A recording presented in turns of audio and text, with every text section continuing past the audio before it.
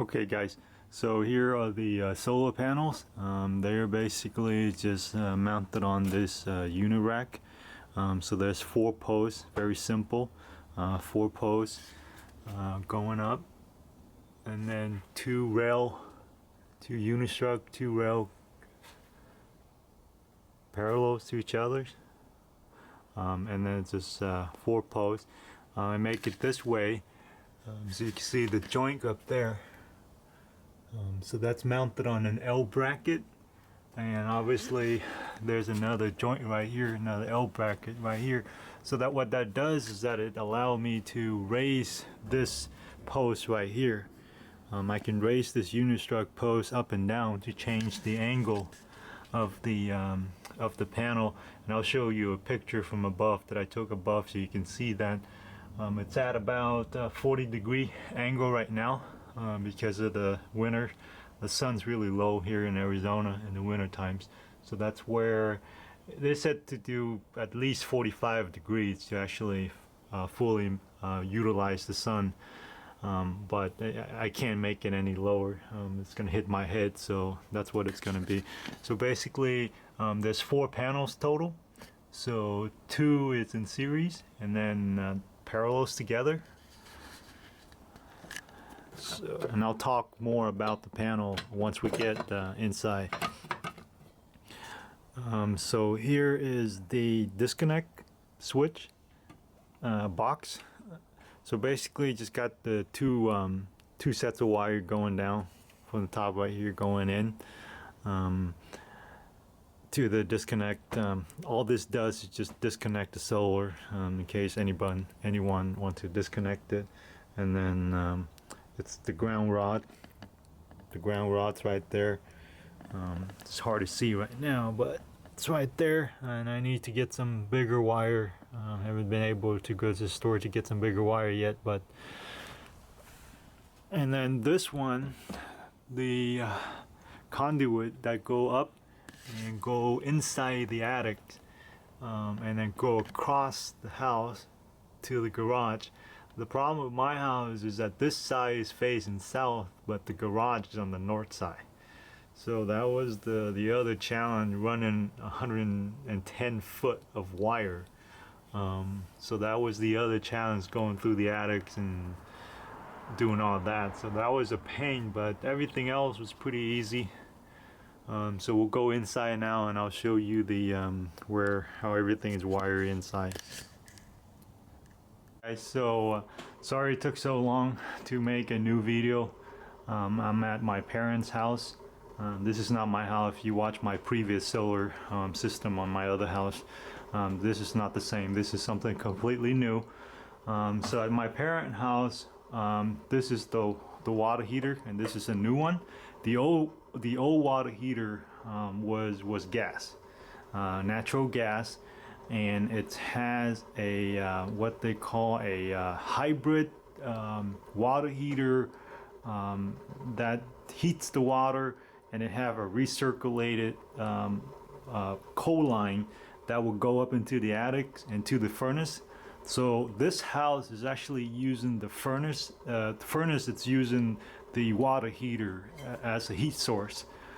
So basically it heats up the water, and then the hot water get fed into the attic, go into the furnace, go through the coil, the fan blow through it, heats the house, the cold water comes back down, circulate, and go back into the tank. Now at this house, the only thing that's using natural gas is the water heater, nothing else. Everything else is electric.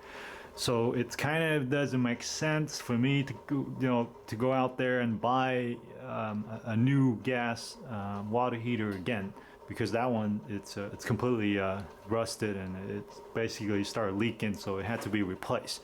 So when I replaced it, I was waiting to replace the tank. Now that the time comes and I need to replace it, I decided I'm going to put an electric tank. Obviously, natural gas would be more efficient or more cost-effective than a electric tank, because electricity probably costs a lot more to heat the water compared to the natural gas. Anyhow, I decided to do it anyway because then I would save the $10 monthly service fee from the gas company, because they'll charge you $10 for the monthly fee plus, you know, whatever you're using. So without that, I could save $10 a month. But then if I can use half of the tank to be heated by solar, and I'm not talking about the sun solar, I'm talking about PV solar, as in solar panels taking in SunPower and producing electricity, and then using that electricity and feeding it to the water heating element, which what I'm about to show you, and having the grid only as for backup or in case if I need extra power for the cloudy days and stuff like that. The only issue that I had with this thing is that because it had the recirculating water for the furnace, I ran into a lot of problem doing the rerouting of the pipes, because obviously I'm going to take the camera off right here so I can show you. So in order for me to go out and buy a water heating tank that does the same thing would cost at least $1,000 or $1,500, so that just doesn't make sense. So I did what my neighbor did, and basically get in just a regular tank and then just reroute the coal line back into the coal, and then put a check valve. Basically this is just a one-way thing. It only lets water go in one way. So this is basically, here's my water softener, cold water coming in, and it goes into this T, and this is where the furnace returns the cold water to. So it only go this way, returns the water into the coal, and the coal go into the house right here, and then it will go the other side of the coal line will go into the tank, so you can see here, and then from here this is where the hot would come out, goes inside the house, and there's a T right there, and then this go down, have a valve right there to shut it off in the summertime, and this line goes into this elbow, and this is where it goes into the furnace, and then this is where it come back down. So come back down, and then it's gonna go back up, go through that check valve one way, so it's going this way back into the coal. That's basically all there is to it, and so far it seemed to be working. I haven't noticed any problem. So here's the whole tank. I'll do it vertical so you can see it. So there's the whole tank, 40-gallon ring. So I learned my lesson this time from the last two solar project at my new house, that run everything extra, even the wire. So instead of running one single sets of wire, I doubled up, and then I did 2 sets of wire just in case, and it turned out that I had to use both of them. So I ran 2 sets of 12 gauge wire, so that I end up paralleling them together to give me more, so the voltage doesn't drop that much. So basically what's going on is those panels are SunPower. They are 320 watts, E19, that's the model number I believe, and those is just like super efficient panels, like 19% efficient, and they're extremely high voltage. I believe they're 92 cells or 96, can't remember, but the VOC is 65 volt, and under low it's like 55 volts. So I got 2 in series, 2 in parallels. So basically when it's coming in, it's 120 volt DC, and then at about maximum probably about, there's 6.4 amps open circuits. So I'm getting about parallels together, I'm getting about 9 amps, 8.8 to 9 amps. So as you can see here right now, it's at 1 o'clock, and let it focus, and we're under low, we're getting 105 volt at 8.8 amps, making about 900 watts. So that's pretty good. Could have been better if there was an MPPT controllers on here. Obviously this is not running on MPPT. The other thing is I'm running on the stock element. It was designed to run on 220. So running on 220, 4500 watts rated, but I'm only putting in 120 volts or under low, in this case only 100 volts. So I'm not getting the maximum power coming out of the panels. And there's a lot of place that you can read up on why is that, because of the resistance in the element that's causing the panel not to, you know, to be running at its maximum potential. If you were to have an MPPT charge controller, if I were to hook this panel to the charge controller, I'm probably going to get, you know, at least 1100 to 1200 watts right now instead of the 900 watts. Now I have proven that if I were to hook one panels into the charge controller and charge a battery, I was getting actually about 280 watts. But if I hooked it up directly to an element, I can only get about 200 watts. But currently nobody really make an MPPT charge controllers for water heating to go directly into an element. So, but there is out there, but it's too expensive. Some are $300, some are $1,000. So it's just too expensive and not worth it. So basically the solar's coming in, and then it goes into this two bar. The top one's positive, the bottom one's negative. So it goes in, the two wires get tied together because I like I told you, I run the two sets of wire in parallels, 12 gauge. So it goes in, it goes through a fuse, I put it through a DC fuse on the positive side, and the negative side is down here. The negative side get route through the meter. This is the power meter. This is what's measuring the amp draw and the voltage. So that go through there, and the positive side, going back to the positive side, just basically I put it on this DC disconnect switch. I could turn it off. So right now I turn that off, you'll see everything go to 0. So it goes, the voltage go back to 120 volts, 0 amps.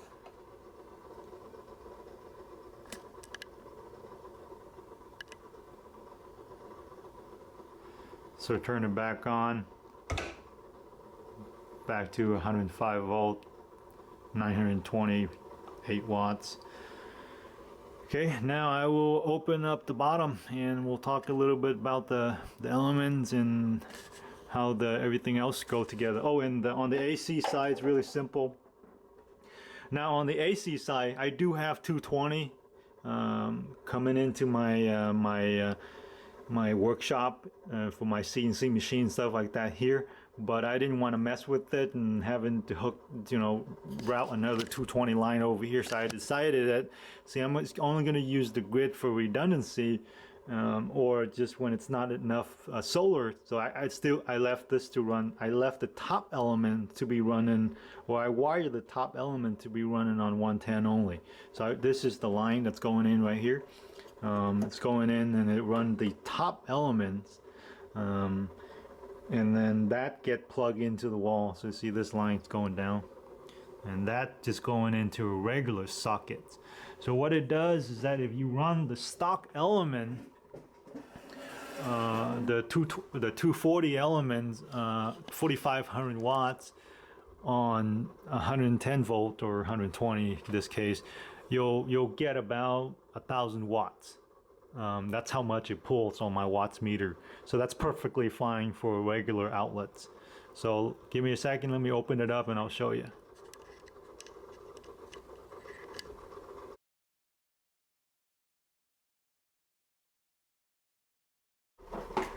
Okay, so here's the top element. This is where the AC is coming in. Basically that's the grid power. So what I did was it had another line that get attached to this terminal. So basically it runs down to parallel the wire to the bottom elements. So I disconnected that. That would be that wire right there, that red and the black wire on the side. So I cover that up, so I'm still leaving the grids and have this run on 110. So that's that. So this is standalone. So I'm not connecting my solar to the grid where the DC is coming in. So I have the DC coming in. Now, before the other day, I still had it route through the stock thermostat. But if you read online, everybody keeps saying that, well, yeah, you can't run the stock thermostat on DC, especially high voltage DC. You can probably get away with like 24 volt to 48 volt DC, maybe 10 amps or so. Then the stock thermostat I think can still work, like my other house. On this particular setup, because it's 120 volt DC, if you ever handle 120 volt DC, you'll probably know it. Arc, A-R-C, the arc. It arced quite a bit. So like probably an inch, a good inch to 2 inch of arc. When you remove the wire, let's say you have two wire twisted together, and if it's 120 volt or so DC, you pull them apart, you'll see that much of arc. So what happened if you run the stock thermostat, and now I have tested this, when the thermostat try to shut it off and that metal plates in there try to separate, all it does is that the plate is separated, but then the arc is still connecting them together. So under my watts meter up there, my power meter, I can still see it's pulling power. And if that happened for a long period of time, I think what happened is that the thermostat's going to burn itself up, or it's probably going to catch on fire. So now I have tested that. So I proved that you can't use the stock thermostat on 120 volt DC. So now, you know, some place like Missouri Wind and Solar, they sell you the DC thermostat. They are rated for DC and AC. I think they're rated anywhere from 12 volt to 250 volt AC and DC. So to put into perspective, this thermostat is not any bigger than the stock thermostat. And I'm pretty sure the inside is all the same too, the way how they works. So as you see, this thickness doesn't have enough separation to disengage the plate or the power.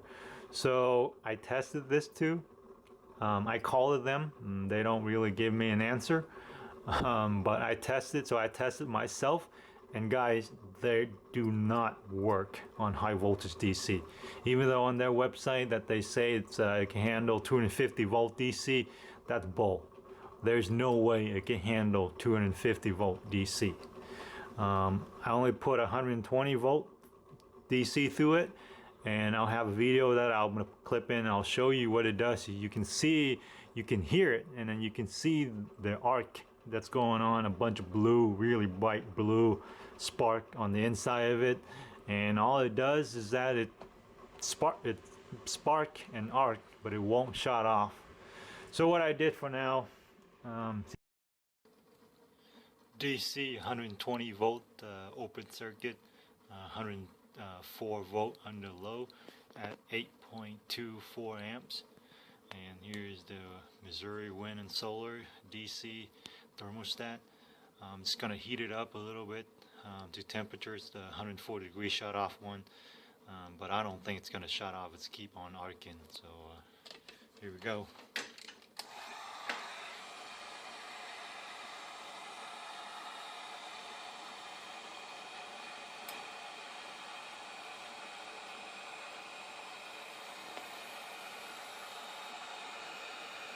So you can hear it's arcing, and see the blue arc in there, but it's not shutting off. It's just unable to shut off. So you can see the 8 amps is still going. There's still connection. It's trying to shut off, but it's not possible.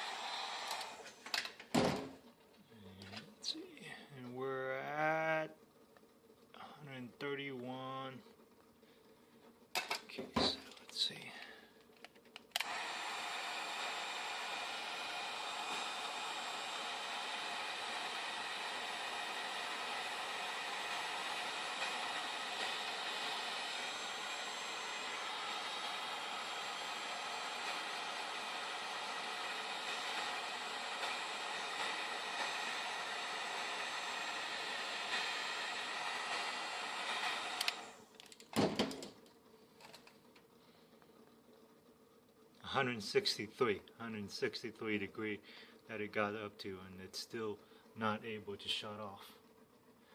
And I think it fused the plate together, so now it's not even trying to shut off anymore, and it's super hot. So it's not working, not at 120 volt DC. And I can't afford a really expensive DC relay. The good DC relay are like $250 to $300 for a good high voltage DC relay. So basically right now I took the thermostat out and just run it directly to the elements. So really simple, solar directly to the element. Let it heats up the water. From my experience, on a good day, perfectly sunny day, my panels will output about 5 kilowatts on a good day.